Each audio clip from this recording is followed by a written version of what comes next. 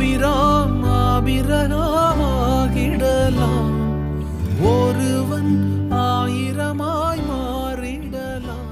தேவன் விசுவாசத்தினாலே புற ஜாதிகளை நீதிமான்கள் ஆக்குகிறார் என்று வேதம் முன்னாக கண்டு உனக்குள் சகல ஜாதிகளும் ஆசிர்வதிக்கப்படும்.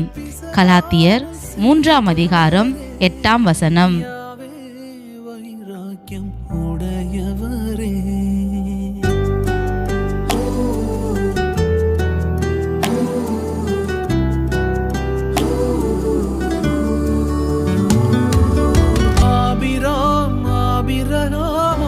ஆபிரகாமாகிடலாம், ஒருவன் 1000 மாறிடலாம்.